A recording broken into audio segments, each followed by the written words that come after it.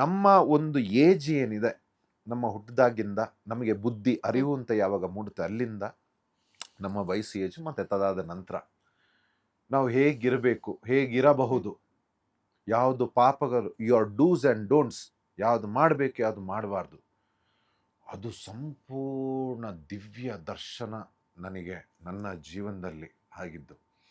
ಸುಮಾರು 10-12ನೇ ದಿವಸ, 4ನೇ ದಿವಸ ಎಲ್ಲ ಎಳಿತಾ ಇತ್ತು, ನಾನ್ ವೆಜ್ ತಿನ್ನಬೇಕು, ಅದು ಇದು ಎಲ್ಲ ಆಕರ್ಷಣೆಗಳು, ಶಾರೀರಿಕ ಮಾನಸಿಕ ಎಲ್ಲವು.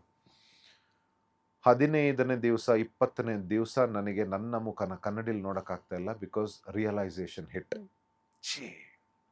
ಎಂಥ ನೀಚ ಕೆಲಸ ಎಲ್ಲ ಮಾಡಿದ್ದೀನಿ, ಹೇಗಿರ್ಬೋದಿತ್ತು, ನಾನು ಪೈಲಟ್ ಆಗ್ಬೋದಿತ್ತು, ನಾನು ಡಾಕ್ಟರ್ ಆಗ್ಬೋದಿತ್ತು, ನಾನು ಡಾಕ್ಟರ್ ಆಗಬೇಕು ಅಂತ ಆಸೆ ಇತ್ತು, ನಿಜವಾಗ್ಲೂ ಆಗ್ಬೋದಿತ್ತು, ನಾನು ನಂತರ ಆ್ಯಕ್ಟಿಂಗ್ ಬರಬೇಕಿತ್ತು, ಎಂಥ ಕೆಟ್ಟವ್ರ ಸಹವಾಸ ಮಾಡಿದೆ, ಕೆಲವು ಗೊತ್ತಿಲ್ಲದೆ ನಾನು ಆಡಿರೋ ಮಾತುಗಳು, ಡ್ರಿಂಕ್ಸ್ ಎಲ್ಲ ಮಾಡಿಬಿಟ್ಟೆ, ನಾನು ತಂದೆ ತಾಯಿಗೆಲ್ಲ ಎಷ್ಟು ನಾನು ಹರ್ಟ್ ಮಾಡಿದ್ದೀನಿ, ಅವ್ರ ಮಾತುಗಳನ್ನು ಕೇಳದೆ ಇದ್ದೀನಿ, ನನ್ನ ಬಗ್ಗೆ ಎಲ್ಲ ಎಷ್ಟು ಅವರು ಒಳ್ಳೇದಾಗಬೇಕು ಅಂತ ಅಂದ್ಕೊಂಡಿದ್ರು, ಹೇಗಿರಬೇಕು ಅದನ್ನೆಲ್ಲ ಬಿಟ್ಟು, ನಾನು ಮಾಡಿರೋ ತಪ್ಪುಗಳನ್ನು ಬಿಟ್ಟು ನಾನು ಏನು ಆಗಬಹುದಿತ್ತು, ಇನ್ನೇನು ಆಗಬಹುದು, ಇದೆಲ್ಲ ಬಂತು. 35ನೇ ದಿವಸಕ್ಕೆ ಏನೋ ಒಂದು ಶರೀರದಿಂದ ದೊಡ್ಡ ಭಾರ ಇಳಿದು ಹೋದಾಗ ಆಯ್ತು. ನೀವೇನು ಇದನ್ನ ಕೊಬ್ಬು ಅಂತ ಹೇಳ್ತಿರೋ ಅಥವಾ ದುರಾಂಕಾರ ಅಂತ ಹೇಳ್ತಿರೋ ಅಥವಾ ಏನೇ ಇರಲಿ, ದೊಡ್ಡ ಒಂದು ಭಾರ ಇಳಿದು ಹೋದಾಗ ಆಯ್ತು. ಶಾಂತನಾದೆ. ಶಾಂತ ಅಂತಂದ್ರೆ ನನ್ನಲ್ಲಿದ್ದ ಕೋಪ, ಆವೇಶ, ಬೇರೆಯವ್ರ ಬಗ್ಗೆ ರೋಷ ಆಗಲಿ, ರಿವೆಂಜ್ ಆಗಲಿ ಎಲ್ಲ ಜಾರಿ ಹೋಯ್ತು. 40ನೇ ದಿವಸದ ನಂತರ ಏನೋ ಒಂದು ಆನಂದ, ನಿಮಗೆ ಕಾರಣ ಇಲ್ಲದೆ ಆನಂದ. You are happy for no reason.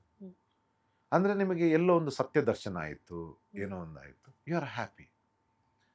ಅಲ್ಲಿಂದ ನನ್ನ ಡಿಫ್ರೆಂಟ್ ಜರ್ನಿ ಶುರು ಆಯಿತು. ಭಗವಂತ ಅಂದರೆ ಇಟ್ ಈಸ್ ನಾಟ್ ನನಗೆ ಅದು ಬೇಕು ಇದು ಬೇಕು ಕೇಳೋದಲ್ಲ.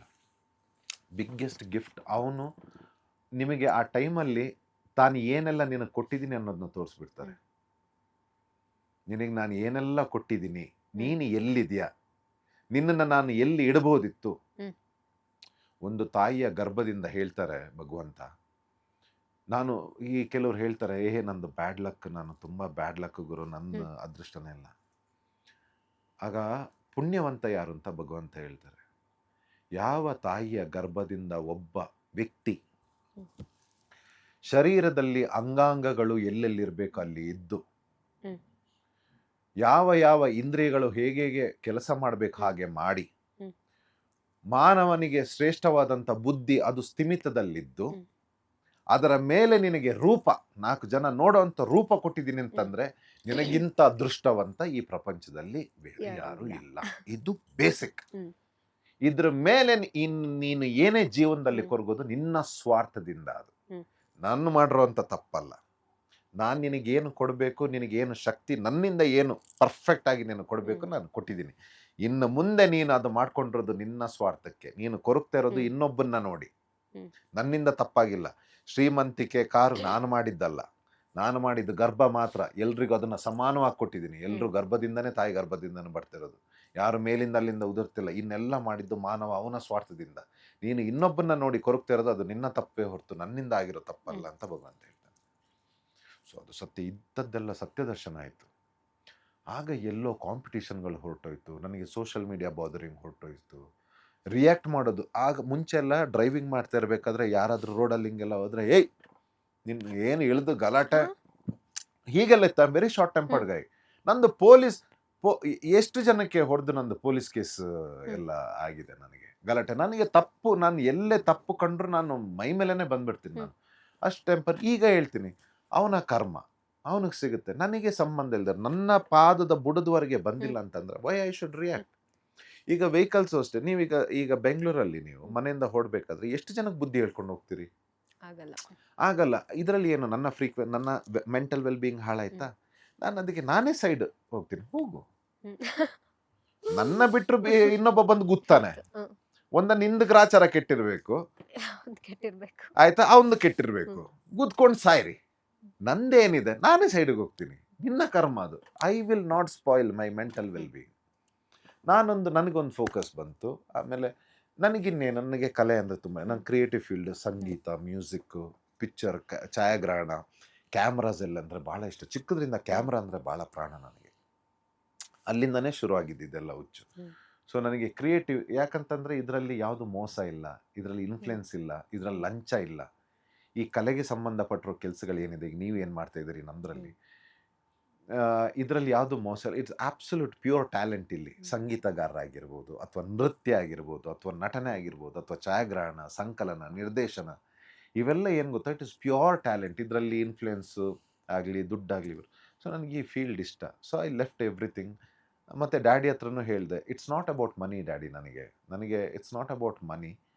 ನನಗೆಲ್ಲ ನಾನು ಖುಷಿಯಾಗಿರೋದು ಇಂಪಾರ್ಟೆಂಟ್. ನಾನು ಖುಷಿಯಾಗಿರೋದು, ಮತ್ತು ಈ ಕ್ಷೇತ್ರ ನನಗೆ ತುಂಬ ಖುಷಿ ಕೊಡುತ್ತೆ. ನನಗಿಲ್ಲಿ ಕೆಲಸ ಮಾಡೋದು, ನನಗೆ ಮೇಕಪ್ ಹಾಕಿ ನನಗೇನು ಸ್ಕ್ರಿಪ್ಟ್ ಬರುತ್ತೆ ಅದನ್ನ ಚೆನ್ನಾಗಿ ಎನ್ಯಾಕ್ಟ್ ಮಾಡಿ ಜನಗಳಿಗೆ ಒಂದು ರೋಮಾಂಚನ ತರೋ ಅಂತ ಒಂದು ಪ್ರಯತ್ನ ನಂದು ಏನಾಗಿರುತ್ತೆ. ನನಗೆ ಸ್ಕ್ರಿಪ್ಟ್ ಬಂದಾಗ ನನಗದು ತುಂಬ ಖುಷಿ ಕೊಡುತ್ತೆ. ಆಮೇಲೆ ನಾನು ಮಾಡಿದ್ದ ಆ ಕೆಲಸನ ಯಾವಾಗ ಜನಗಳು ಬಂದು ನನಗೆ, ನಿಮ್ಮದು ಅದು ತುಂಬ ಚೆನ್ನಾಗಿ ಮಾಡಿದಿರಿ, ಈಗ ಧ್ರುವಂತ ಅನ್ನೋ ಹೆಸರು ಜನಗಳೇ ಕಟ್ಟಿಕೊಟ್ಟಿದ್ದು ನನಗೆ, ಜನಗಳೇ ಕೊಟ್ಟಂಥ ಹೆಸರು, ಅವರೇ ಕಟ್ಟಿರೋದು ನನ್ನನ್ನು. ಸೊ ಧ್ರುವಂತ ಕೊಟ್ಟಿರೋಂಥ ಹೆಸರು. ಸೊ ನಾನು ಅವ್ರಿಗೆ ಸೇರ್ಬೇಕಾಗಿರೋನಂತ. So this is how my second spiritual ನೀವು ಕೇಳಿದ್ದು. ಸಾರಿ, ನಿಮ್ಮ ಚಿಕ್ಕ ಕ್ವಶನ್ಗೆ ತುಂಬ ನಾನು ಡೇಟಾ ಕೊಟ್ಬಿಟ್ಟೆ. ಸೊ ದಿಸ್ ಇಸ್ ಹೌ ಆ 40 ದಿವಸದ ಏನಿದೆ, that was a complete transformation. ನಾನು ಎಲ್ಲ ಹುಡುಗರಿಗೆ ಹೇಳ್ತೀನಿ. ಆದರೆ ಶಬರಿಮಲೆದು ಏನಿದೆ, ಅಯ್ಯಪ್ಪ ಸ್ವಾಮಿದು ಏನಿದೆ, ನಾನು ಇದನ್ನು ಏನು ಯಾವುದೊಂದು ಪ್ರತ್ಯೇಕ ಇದನ್ನು ಪ್ರಮೋಟ್ ಮಾಡ್ತಿಲ್ಲ. ಆದರೆ ನನ್ನ ಪ್ರಕಾರ, ನನ್ನ ಕಲಿಕೆ ಪ್ರಕಾರ, ಯಾವುದೇ ಧರ್ಮ ಆಗಲಿ ಅದು ಒಂದು ವಿಜ್ಞಾನ. ಅದು ಮುಂದೆ ಬರುವಂಥ ಪೀಳಿಗೆಗೆ, ಮಾನವನ ಕುಲಕ್ಕೆ ಒಳ್ಳೇದಾಗಲಿ. ಯಾಕಂದರೆ ಒಂದು ಚೌಕಟ್ಟಲ್ಲಿದ್ದಾಗ ನೀವು ನಿಮ್ಮ ಆಯಸ್ಸನ್ನು, ನಿಮ್ಮ ಜೀವನನ ಭಾಳ ಸುಂದರವಾಗಿ ಬದುಕಬಲ್ಲರಿ ಅನ್ನೋದಕ್ಕೆ ಹಿರಿಯರು ಮಾಡುವಂಥದ್ದು. ಅದನ್ನು ಇವತ್ತು ಏನು ಜಾತಿ ಅಂತೆ, ಅದಂತೆ ಇದಂತೆ ಮಾಡಿ ಅದ್ರ ಮೇಲೆ ಹೊಡೆದಾಡಿ ಅದ್ರ ಮೇಲೆ ಏನೇನೋ ಮಾಡ್ಕೊಂಡು ಸಾಯ್ತಿದ್ದಾರೆ ಅವಿವೇಕಿಗಳು. Because of lack of education in India. Right education ಇಲ್ಲ ಅನ್ನೋದೇ ಇದಕ್ಕೆ ಇಂಡಿಯಾದಲ್ಲಿ. ಓಕೆ, ರೈಟ್ ಎಜುಕೇಷನ್ ಇದ್ರೂ ಆ ಎಜುಕೇಷನ್ ಡೆಲಿವರ್ ಮಾಡೋವಂಥ ಟೀಚರ್ಸ್ಗಳು ಇಲ್ಲ ನಮ್ಮಲ್ಲಿ. And social media it is used for all bad way ಈಗ ನಮ್ಮದ್ರಲ್ಲಿ. So it is very unfortunate. So ಈ ಧರ್ಮಗಳು ಸನಾತನ ಧರ್ಮ ಅನ್ನೋದು. ಸೊ ನಿಮ್ಮ ಯಾವುದು ಈಗ ನಮ್ಮ ಶಬರಿಮಲೆದು ನೀವು ಅದ್ರದ್ದು ಏನಿದೆ, ಬೆಳಿಗ್ಗೆ ಇಷ್ಟೊತ್ತಿಗೆ ಎದ್ದು ನೀವು ಹಾಕುವಂಥ ಬಟ್ಟೆಯಿಂದ, ಪಾಲಿಸುವಂಥ ಪದ್ಧತಿ, ನೀವು ತಿನ್ನುವಂಥ ಆಹಾರ ಮಾಡಿ ನೋಡಿ. ನಾನು ಹೇಳೋದು ಬೇಡ, ಈಗ ನನ್ನ ಅನುಭವ ನಾನು ಹೇಳ್ತಾ ಇದ್ದೀನಿ. ಈಗ ನೀವು ಬಿಗ್ ಬಾಸ್ ಅಲ್ಲಿ ನೋಡಿದ್ರೆ 4 ತಿಂಗಳು ನಾನೊಂದು ಮೊಟ್ಟೆ ಮುಟ್ಟಿಲ್ಲ. ಅದು ಯಾವಾಗ ಬರುತ್ತೆ ವಿಲ್ ಪವರ್ ಅಂತಂದರೆ, when you go there, when you do that, ನಿಮಗೆ ಅದ್ರದ್ದು ಆನಂದ ಗೊತ್ತಿರುತ್ತೆ ನಿಮಗೆ. Why could I stand that? ನೀವು ಹೇಳಿದ್ರಿ ನನ್ನ ಹತ್ರ ಕ್ವಶನ್, ಎಲ್ಲರೂ ನಿಮ್ಮ ವಿರುದ್ಧ ಇದ್ರು, how alone you are handling. ಇಲ್ಲಿಂದ ಬರುತ್ತದೆ ಎನರ್ಜೀಸ್, ಇಲ್ಲಿಂದ ಬರುತ್ತೆ. ಎಷ್ಟೋ ಜನ ಬ್ರೇಕ್ ಆಗ್ತಾರೆ, ಡಿಪ್ರೆಷನ್ಗೆ ಹೋಗ್ತಾರೆ, ಕೂತ್ಕೊಂಡು ಅಳ್ತಾರೆ ಸೈಡಲ್ಲಿ, ಯಾಕೆ ನನ್ನನ್ನು ಈ ರೀತಿ ಮಾಡ್ತಾರೆ ಎಲ್ಲರೂ ಅಂತ ಪ್ರಶ್ನೆ ಮಾಡ್ತಾರೆ ದೇವರಿಗೆ. No, you will grow strong if you are right. ಮತ್ತು ನಿಮಗೆ, so this is my Mahakal, this practices are my Mahakal. ಅದು ನನ್ನನ್ನು ಅಗ್ರೆಸಿವ್ ಮತ್ತು ಸ್ಟ್ರಾಂಗೇ ಮಾಡ್ತಾ ಹೋಯಿತು. ಕಮ್ ಟು ಮೀ ಹಿಂಗೆ ತಗೊಂಡೋಯ್ತು ಹೊರತು ನನ್ನನ್ನು ಎಲ್ಲೂ ಡೌನ್ ಮಾಡೋಕ್ಕೆ ಬಿಡಲಿಲ್ಲ. ಆಮೇಲೆ ಯಾರು ವೀಕ್ ಇದ್ರು ಅವ್ರನ್ನೂ ಕರ್ಕೊಂಡು ನಾನು ಹೆಲ್ಪ್ ಮಾಡ್ಕೊಂಡು ಹೇಳಿದೆ. I was helping Mallamma. ಎಂಡಲ್ಲಿ ಬಂದಾಗ ನಾನು ಅಶ್ವಿನಿ ಅವ್ರಿಗೂ ನಾನು ಸಪೋರ್ಟ್ ಮಾಡೋಕ್ಕೆ ಶುರು ಮಾಡಿದೆ, ಬನ್ನಿ ಮೇಡಮ್ ಅಂತ. ನಾನೊಬ್ಬ ಕಾಂಪಿಟೇಟರ್, ನಾನು ಯಾಕೆ ಹೆಲ್ಪ್ ಮಾಡಬೇಕು ಅವ್ರಿಗೆ? ನನಗೆ ನನ್ನ ಮೇಲೆ ಆಸೆ ಇಲ್ವಾ? ನಾನು ಎಷ್ಟು ಜನಕ್ಕೆ ಹೆಲ್ಪ್ ಮಾಡ್ತಾ ಇದ್ದೆ ಅಲ್ಲಿ. I was cleaning. ಯಾರ್ದು ಅಸೈನ್ ಆಗ್ತಿತ್ತು? ಅಡುಗೆ ಮನೆ ಕ್ಲೀನಿಂಗು, ಬಾತ್ರೂಮ್ ಕ್ಲೀನಿಂಗು ಎಲ್ಲ ಅಸೈನ್ ಆಗ್ತಿತ್ತು. ಯಾರು ಮಾಡ್ತಿದ್ರು ಅಚ್ಚುಕಟ್ಟಾಗಿ? ಕೆಲವ್ರು ಮಾಡ್ತಾಯಿದ್ರು, ಇನ್ನು ಕೆಲವರು ಇಲ್ಲ, ನಂದಲ್ಲ, ಆದರೆ ನಾನು ಮಾಡ್ತಾ ಇದ್ದೆ. That is all comes from him. Because ನಾನು ನೋಡೋ ವಿಷನೇ ಬೇರೆ ಇದೆ ಥಿಂಗ್ಸ್ನ. ನಾನು ರಿಸೀವ್ ಮಾಡೋದಾಗಲಿ, ಇದು ಮಾಡೋದಾಗಲಿ, ಅದನ್ನೇ ಈಗ ನಿಮ್ಮ ಹತ್ರ ಇವ್ರ ಹತ್ರ ಕೂತ್ಕೊಂಡು ಎಕ್ಸ್ಪ್ಲೈನ್ ಮಾಡಿದ್ರೆ ಇವುಗಳಿಗೆ ಅರ್ಥ ಆಗ್ತಾವ? ನಮ್ಗೆ ಬ್ಯಾಡ್ ಕಮೆಂಟ್ಸ್ ಹಾಕೋಕೆ. ಇದನ್ನೆಲ್ಲ ನಾನೀಗ ಕೂತ್ಕೊಂಡು ಅವನ್ನ ಬಾಯಲ್ಲಿ ಮಾತಾಡೋಣ ಅಂತ ಕೂತ್ಕೊಂಡು ಅವನಿಗೇನು ಅರ್ಥ ಆಗುತ್ತೆ? ಅವನಿಗೆ ಅವನದು ಏನೋ ಒಂದು ಮಾಡ್ದ ಒಂದು ಸ್ಯಾಡಿಸಮ್, ಅವನಿಗೆ ಅದು ಖುಷಿ ಕೊಡ್ತು. ಜಯ ಮಹಾಕಾಲ್. ಲೇಟೆಸ್ಟ್ ಹಾಗೂ ಇಂಟ್ರೆಸ್ಟಿಂಗ್ ಸುದ್ದಿಗಳಿಗಾಗಿ ಬಾಸ್ ಟಿವಿ ಕನ್ನಡ ಚಾನೆಲ್ನ ಸಬ್ಸ್ಕ್ರೈಬ್ ಮಾಡಿ. ಹಾಗೆಯೇ ಬೆಲ್ ಐಕಾನ್ ಪ್ರೆಸ್ ಮಾಡಿ. ಇದರ ಜೊತೆಗೆ ಫೇಸ್ಬುಕ್, ಇನ್ಸ್ಟಾಗ್ರಾಮ್, ಎಕ್ಸ್ನಲ್ಲೂ ಮಿಸ್ ಮಾಡದೆ ಫಾಲೋ ಮಾಡಿ.